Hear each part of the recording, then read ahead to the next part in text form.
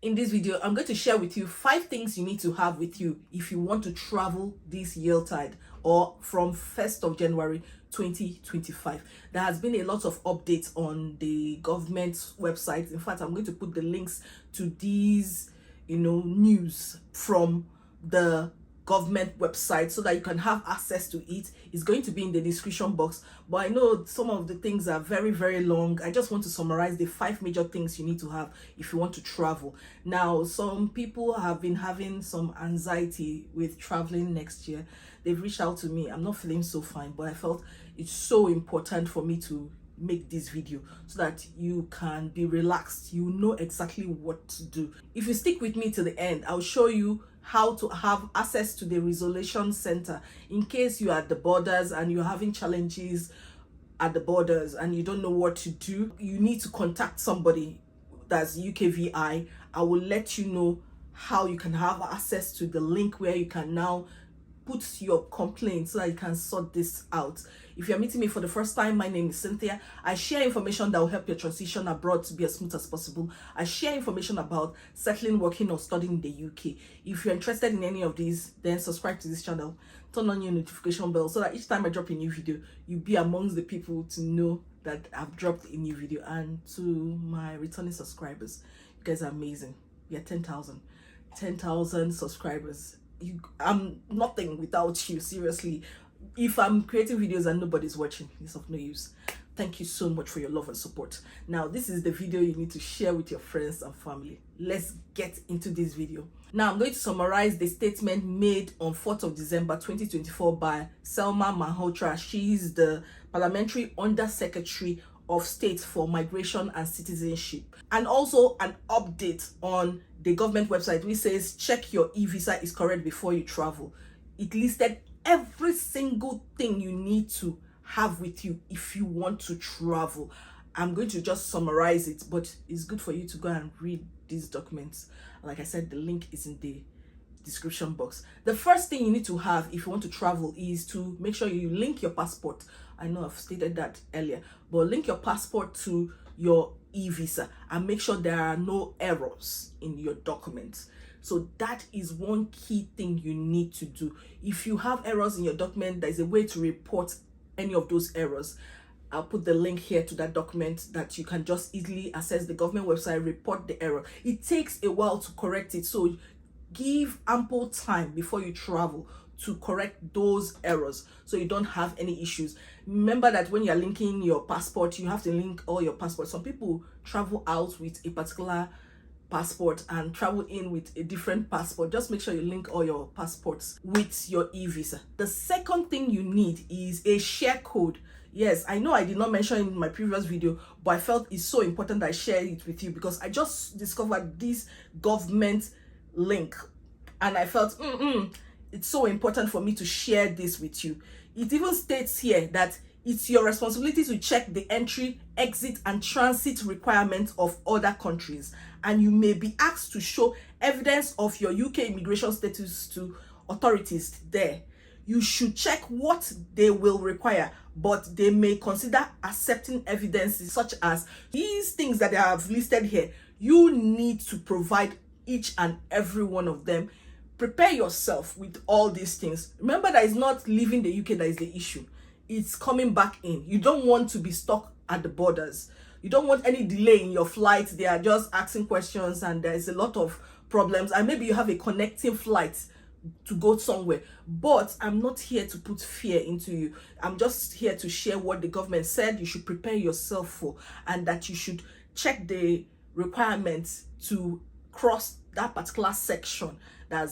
Depends on the country you are in. There are 195 countries in the world, so you have to prepare all these things so that if there are different options that they use to check your immigration status, you must have provided all of them and you will not have any problem. You say the first one is a share code from the view and proof service. So you have your e-visa, you generate a share code. Remember that share code will also state how long you are eligible to stay or live in the UK. So it says which you should try to get before you travel. You will need a stable internet connection to get your share code. So it says before you travel, get this share code. In my opinion, if you finish getting it, in case you have maybe problems at the airport and you don't have access to the airport's Wi-Fi, I don't know where you're traveling from, just print it.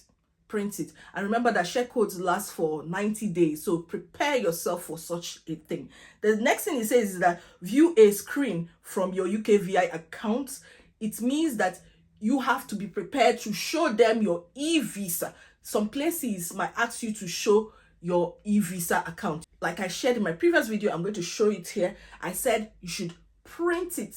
In Selma Malhotra's speech, she also stated that you should print in case. There's a way she stated that I'll share it with you. Under the section printed documents, she said successful visa applicants receive written confirmation by email or letter that they have been granted permission, which they can keep for their personal records. Where this document cannot be used as evidence of their status, these printed documents can be used when interacting with Home Office should any subsequent issues be encountered with their e-visa.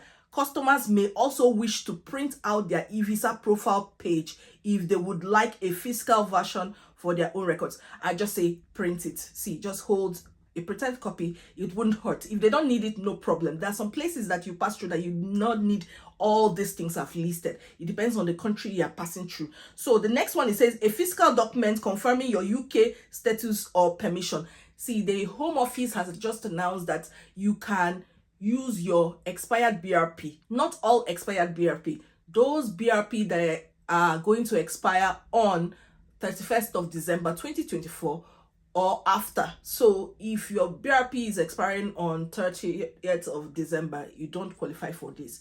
So it means that you can use that when you are traveling. They might ask you to provide that. If you listen to her speech to the parliament, she stated that some airline carriers or whatever means you're using to travel might ask you for it, even though it has expired. So it's different options that they can use to check your immigration status before you cross the border. So that's something you need to consider. Another thing they mentioned here is a copy of a letter or email you received from the Home Office when your UK immigration status was granted. So when they approved your visa, that email. Now, like I always say, sometimes I don't rely on digital systems because I've been disappointed sometimes. Maybe the place where you are, the internet access is not so powerful. That's why I will say print all these things.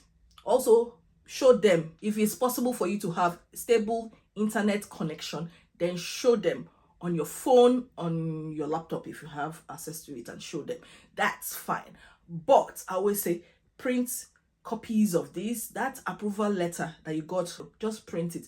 Especially, you know, sometimes we have vulnerable adults or children that we are traveling with, and you want to access this first one, access the second one, and it's the same phone, the whole family. Sometimes it's always good to print all these things and hold it with you until everything is stable, until every single carrier in the UK or outside the UK has access to the e-visa digital system. We need to all adjust. This is a transition period and we all need to adjust. It makes sense. The e-visa system makes absolute sense because it's something that you don't need to have a physical document to show your immigration status. It's online, and if the digital system becomes very stable, that everything goes as smooth as possible, then you might not need all of this. But for now, because it's a transition period, you need to provide all of this. Like I mentioned, first, update your records, link your passport and everything. Make sure you report any errors in it before you travel. Get a share code. I said also you should travel with your e-visa printed. You might have to show the e-visa on your phone or your laptop when you are crossing the borders, because some immigration border requirements might be different from that of another country. So you prepare yourself for that. Another thing is that you can also have a copy of a letter or email that says that your visa was approved. These are things you need to prepare.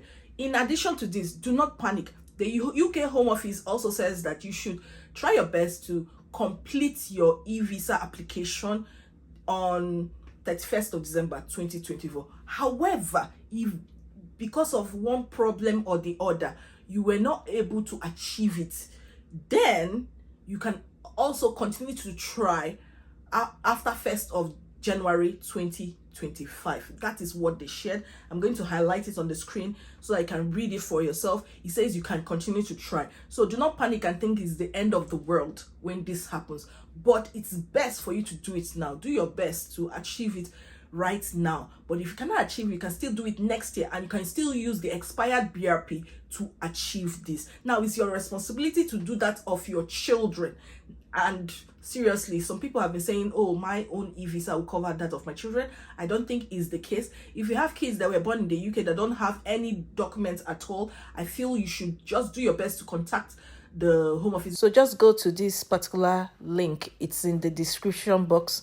It's the statement made in the Parliament about Evisa. So when you scroll down, you will see this particular link here that is talking about community assistance. So if you click on that particular link, this link here, community support for vulnerable people, when you click on that particular link, it will take you to this other page here. So if you have learning difficulties, disability, maybe you're vulnerable, elderly, struggling to use digital system, this is the page you should visit. Click on list of organizations so you can have access to places where you can go physically and they will take care of you for free.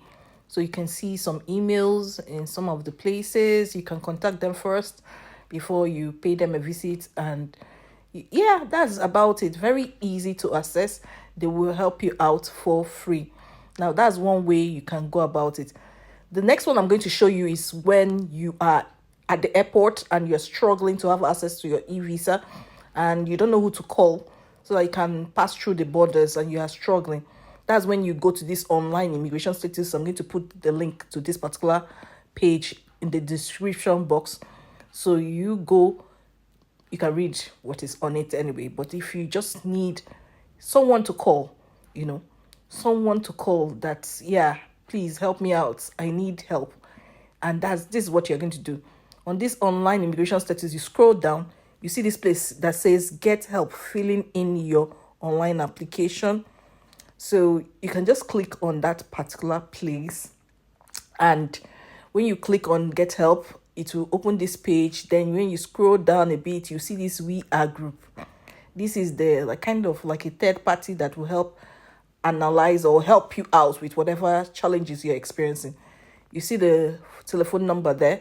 Just copy it and keep it with you so that you can easily call the people there and they will guide you on how you can easily access your e-visa, and then you can show the people at the borders. So this is it.